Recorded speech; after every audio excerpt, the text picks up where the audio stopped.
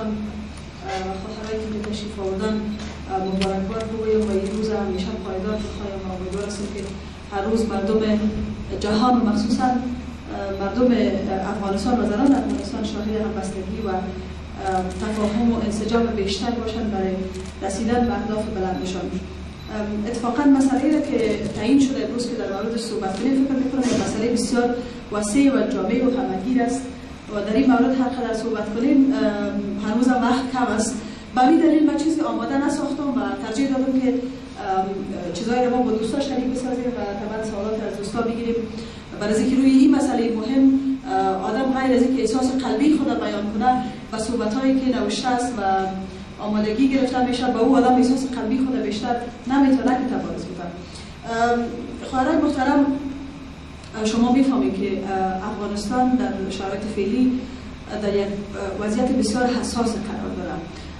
هم از لحاظ سیاسی در یک وضعیت بسیار حساس هستیم و هم از لحاظ بافت‌ها و ساختارهای اجتماعی در یک موقعیت بسیار حساس هستیم. از لحاظ سیاسی به دلیل از اینکه ما میشه گفت که آبستن یک تحول جدید اجتماعی سیاسی ممکن در افغانستان باشیم و یقینا هر نوع تحول سیاسی در افغانستان اولین قربانی که گرفته زنان بوده و اولین صدمه برای حضور سیاسی اجتماعی و فرهنگی زنان رسانده. از لحاظ اجتماعی هم ما گفتم در یک لحظه حساس هستیم به دلیلی که ما در حقیقت در یک مرحله گذار هستیم، گذار به طرف یک جامعه مدرن شدن و جامعه آهسته آهسته دارد دست به اصطلاح بازو نرم میکنه در مقابل عواملی که ما را به طرف سنت و به طرف قبیله و به طرف عرف و عنعنات نگاه می‌داشت. ما می‌بینیم به طرف یک جامعه مدرن شدن. البته این مدرنیزه شدن جامعه افغانستان یا همین تحولی که در سطح جامعه افغانستان در حال شکل گیری هست و در سال گذشته ما در سطح بطن جامعه ایده تجربه کردیم، در سطح سیاسی و یا بگیم در سطح رهبری سیاسی همین تحول خوب تمثیل نمیشه. ما میشه بگیم که جامعه افغانستان چند قدم پیشرفته تر و چند گام جلوتر از تحولات سیاسی و تحولات اجتماعی است که در رهبرای مورد تمثیل میکنند. یا به عباره دیگه میشه گفت که تحولات اجتماعی سیاسی که در افغانستان به سرعت میان مردم افغانستان، جوانان و زنان و نخبگان افغانستان شکل میگیره و شکل درست در سیاست افغانستان تمثیل نمیشه و این باعث از این شده که یک انقطاع، یک دوری بین واقعیت‌های افغانستان و سیاست افغانستان به وجود بیاید و به این دلیل هم است که همین واقعیت‌های افغانستان در سیاست‌های کلان مملکت تمثیل نمیشه و چیزایی که در سیاست‌های کلان مملکت تمثیل میشه اونها واقعیت‌های حداقل به دید بسیاری‌ها واقعیت‌های نیست که با زندگی هر کدام ما و شما هر روز رابطه داشته باشه. از اون جمله مثلا میشه یک مسئله را یادآوری کرد، دو مسئله را میشه اتفاقا یادآوری کرد.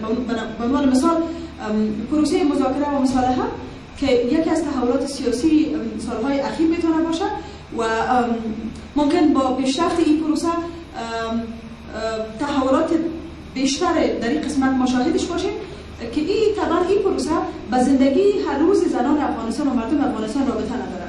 یا میشه گفت که اولویت مردم افغانستان این نیست که ما افغانستان را یک مرتبه دیگر ببریم به طرف تجارب ناکام گذشته و مخصوصا زنان افغانستان. وقتی که ما از روند صلح و مذاکره صحبت میکنیم باز به این نقطه ما متوجه هستیم که اولین قربانی هر نوع تحول سیاسی اجتماعی در افغانستان زنان بودند.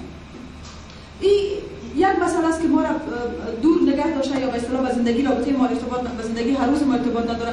و مسئله دوم عقب‌گردی که در دیدگاه سیاستمدارا و سیاستگزارای ما وجود داره، عقب‌گرد سیاسی. ما میشه به نمونه مثال امی اعلامیه اخیری که از طرف شورای علما به رشد رسید به همین اشاره کنم. بعد از مثلا یک مرحله که ما فکر کردیم بسیاری از مسائل بر ما حل شده است، مثلا نشستن یا اختلاط زن و مرد در یک دفتر، در یک محیط کار، حتی در همینجا، اینا مسائل هستن که ما سرش توافق داریم و اینا مسائل است که به عنوان خط سرخ ترسیم شده که ما سر از این مسئله دیگه صحبت نمی‌کنیم. این یک اصل پذیرفته شده در جامعه افغانستان است. اما بعضی های میان و دوباره ما را میگردانند به دیدگاه سنتی و حتی میشه سنتی هم نگفت، عرفی و عنعنوی خودشان و قبیله سالاری خودشان نشان میده که ما یک چند گام بیشتر هستیم از اون چیزی که سیاستمدارای ما میخواهند. مردم ما چند گام بیشتر هستند. روی از این دو مسئله میشه گفت که زنان افغانستان در یک موقعیت بسیار حساس قرار دارند. موقعیت حساس امی که باید در یک مرحله با ساختارهای اجتماعی دست و پنجه نرم کنند یا مبارزه کنند و در مرحله دیگر با ساختارهای سیاسی و سیاستمدارای عقب‌گر مبارزه کنند. و در همون یک شرایط یک سیستم ساختاری حمایت از زنان وجود ندارد. یعنی به شکل ساختاری سیستمی وجود نداره که از زنان محافظت صورت بگیرد. حتی اونایی که بسیار ادعای روشنفکری دارند، زمانی که مسائل آنچنانی که مثل اعلامیه شورای علما مطرح میشن، دیدشان، برخوردشان، موضع‌گیریشان موضع‌گیری محافظه‌کارانه است یا دید است که بیشتر برخواسته از امو طرز دیدگاه هایی که در اعلامیه شورای علما آمده، برای یک سیستم محافظتی دقیق اجتماعی سیاسی برای زنان افغانستان وجود ندارد. چیزی که میشه برایش گفت که به شکل نسبی وجود داره، او قانون اساسی افغانستان است. منتها قانون اساسی افغانستان تنها تکیه‌گاهی است که زنان میتونه با او مراجعه کنه، حداقل ماده 22 باشه. ولی قانون اساسی افغانستان چون معایده برای مجرمین، برای ناقضین قانون اساسی وجود نداره، یا کسایی که قانون اساسی نقض میکنن اینا مورد مجازات قرار نمیگیرن، بنابراین قانون اساسی آسانی میتونه که نقض شود. در سایر موارد قوانینتون نیست. مثلا شما اگر قانون مدنی رو نقض میکنین، حداقل یک مقدار باید به محاکمه کشانده نمیشین یا بالاخره باید جزا ببینید و هر نباشه.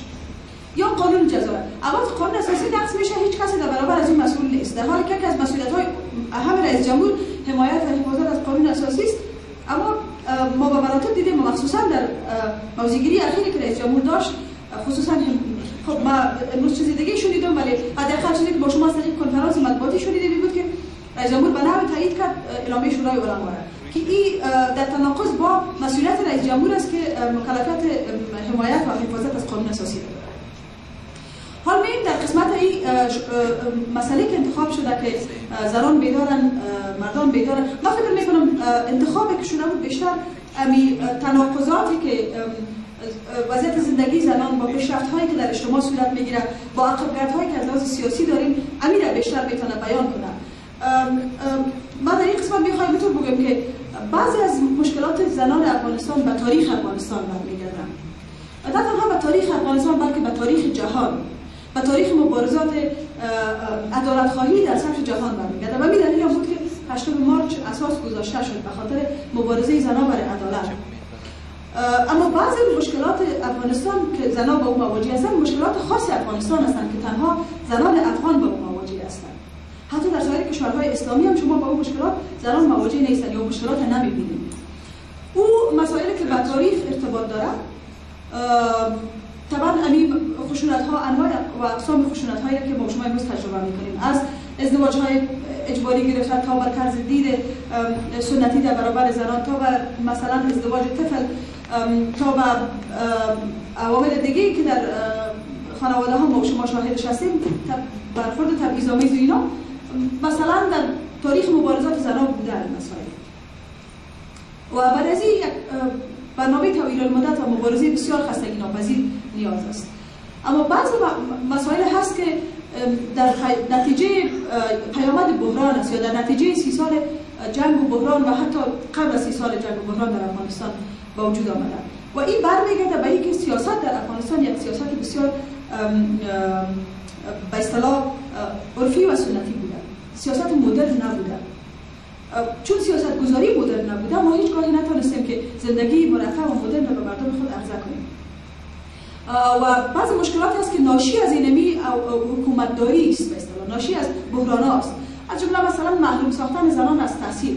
شما در هیچ کشور دیگه اسلامی نمی‌بینید، شاهد نیستید، حتی همین کشورهای منطقه مثلا ایران، پاکستان، عربستان سعودی، بنگلادش، یک کشوری که بیشتر از 90% اونجا مسلمان‌ها زندگی می‌کنند، شما نمی‌بینید که در اون کشور زنان از حق تحصیل محروم شوند. این مشکل خاص افغانستان است که مخصوصا در یک مرحله از تاریخ که دوره طالبان بود بیشتر برجسته بود و حال هم این تشویش‌ها و نگرانی‌ها وجود دارد. دوم، محروم ساختن از حق زنان که کار کنند. اگر شما شاخص‌های پیشرفت در تمام کشورهای جهان مطالعه کنید، اما شاخص‌هایی که بر اساس از اون پیشرفت یک کشور مورد ارزیابی قرار میگیره، در اون کشورهایی که سهم زنان بیشتر بوده از لحاظ مشارکت اجتماعی اقتصادی، شاخص‌های اقتصادیشون بلندتر بوده. ما در یک دو صحبت خود نروژ را مثال دادم. شاید نروژ مثال خوب نباشه، برای اینکه نروژ از هر لحاظ از افغانستان متفاوت است، ولی نروژ یک مثال است. مثلا نروژ 55% زنان در عرصه اجتماعی سیاسی نقش دارند و نروژ یکی از کشورهایی است که بیشترین عاید سرانه را دارد در جهان. عاید سرانه به این معنی که عایدی که یک نفر در یک سال به دست میاره بیشترین عاید در نروژ است. اما میشه هم هندوستان هم مثال داد، حتی ایران و مثلا بنگلادش هم مثال داد. اینا مثال‌هایی هستند که در اون کشورها زنان نه تنها به عنوان عناصر چرخ دهنده اجتماع بلکه عناصر فعال معلم در عرصه‌های اقتصادی نقش داشتند. حال شما وقتی که این نسل از کار کردن محروم می‌سازید، نه تنها که به یک نسل صدمه می‌رسانید بلکه به اقتصاد مملکت تا صدمه می‌رسانید و پیشرفت‌ها و شاخص‌هایی که بر پیشرفت ضرورت است به مملکت تا صدمه می‌رسانید. اینا مواردی هستند که خاص به افغانستان ضرورت است و برای از این ما برنامه‌های کوتاه‌مدت و جدی و تعهد جدی سیاسی ضرورت داریم که حکومت‌ها و دولت در کل و طبیعتاً جامعه مدنی و گروه‌های زنان اینا مشترکاً باید کار کنند. چیزی که من در افغانستان ناراحت هستم از او بابت اوی است که ما یک نوع فرهنگ قناعت آمده در افغانستان. ما همه راضی هستیم به اینکه بالاخره یک وظیفه داریم، یک کار وجود داره، ما وظیفه خود از دست نمیدیم، پشت کامپیوتر هم شیشتیم، یک معاش به دست میاریم، همین کافی است. در حالی که تاریخ مبارزات زنان در کشورهای دیگر بسیار قربانی گرفته. این روحیه قربانی دادن در افغانستان بسیار کم است. این نمونه مثالش اینمی بحث امروز ما شماست. هرچند بسیار تبلیغات شد برای بحث امروز، اما حضور مردم مخصوصا خواهران بسیار کم است. برای اینکه ما هر کدام مسئولیت‌های دیگر داریم و مبارزه برای عدالت‌خواهی برای زن اولویت سوم و چهارم ما است. هیچگاه اولویت اول ما نبوده یا اولویت ما نبوده. یعنی برنامه سوم و چهارم ما بعد از برنامه‌های اساسی ماست. در حالی که در کشورهای دیگر مبارزات بسیار جدی وجود داشته. من یک نمونه مثال از انگلستان بر شما قصه می‌کنم. یقینا دوستای دیگه هم رفتم و دیدم شما پارلمان انگلستان که برید یک چارچوب دروازه است که اونجا یک جای خاص است. زمانی که زنان در انگلستان حق رای دادن نداشتند سالهای قبل، قانون انگلستان میگفت که هر زن که در هر محل باشه یا هر انسان در هر محل باشه اونجا میتونه رای خود استعمال کنه و زنان در روز انتخابات اجازه نداشتن از خانه بیرون شوند. چون از خانه بیرون نمیشد در خانه رای دادن نمیتونستن. یکی از زنان برای اینکه برای زنان اجازه رای دادن زمینه سازی شود، این شب تا صبح در پشت چارچوب دیوار دروازه به اصطلاح سپری کرد که فردا وقتی صندوق‌های یا محلات رایدهی حساب باز میشن این خانم برای اجازه رای دادن شب تا صبح اونجا بود، فردا اونجا رای داد و بالاخره شاه همون زمان این کش. من فکر نمی‌کنم با شما هرچند آگاهی بسیار بلند شده ولی آگاهی تنها در حد قناعت است که وظیفه ما از دست نرود. برای نسل دیگر، برای کسایی که بعد از ما شما میان این روحیه آزادی خواهی یا عدالت کمتر وجود داره. بنابراین من فکر میکنم که تا زمانی که اونمو عواملی که بسته به افغانستان یا محدود به افغانستان است، تا زمانی که جامعه مدنی فعال و غیر سیاسی نباشه، یعنی غیر سیاسی به این معنی که غیر وابسته، جامعه مدنی که گپ خود داشته باشه، مسئله خود داشته باشه و برای مدنیت کار کنه و نهادهای حکومتی و دولتی هم متحد به اهداف زنان نباشن و مخصوصا متحد به چند سنده که در افغانستان وجود داره.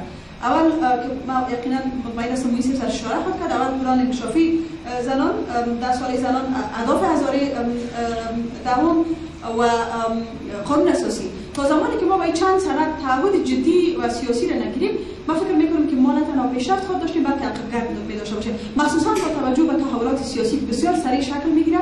من احساس میکنم که یک موج سیل بسیار خطرناک در حال آمدن است و یقینا باز میشه گفت که اولین قربانیش که میبرد زنان افغانستان خواهد بود. من نمیفهم چقدر وقت است ولی فکر میکنم برای مقدمه کافی است. تشکر.